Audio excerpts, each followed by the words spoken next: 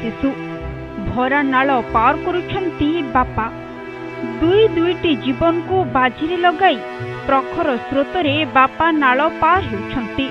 प्रभावित पानीर शब्द आउ से दृश्य छाती को थराई देव।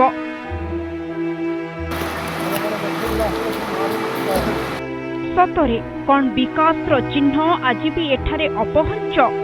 नालरे पानी बढ़िले लोकंको चिंता बढ़े। रोगी को हॉस्पिटल नेबा हेउ कि शव सत्कार सबुरी पाई दुर्दशा भोगिबाकू पड़े। एपरी दृश्य कोईडा ब्लॉक के बलांग पंचायतर बाकरटोला गाढ़टोला समेज नालरे देखिबाकू मिलिछि।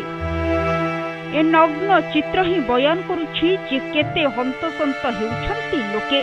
लगाण वर्षा जोगु नालरे प्रखर स्रोत प्रभावित हेउथिला। सेही नाल देई जने 2 मासर शिशु को बापा कांधरे बसाई नदी पार करुथिले। शिशुर देह असुस्थ थिबारु के बलांग मेडिकल आनिथिले। मेडिकल नु फेरिबा समय रे बापा बेके पानी रे शिशु को नदी पार कराइथिले।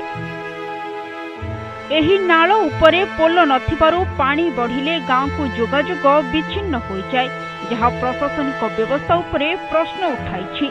तुरंत प्रशासनिक अधिकारी दृष्टि दे समस्यार समाधान करने साधारण दाबी होछि। कोईडारू राहुल श्रीवास्तव रिपोर्ट, सरकार न्यूज।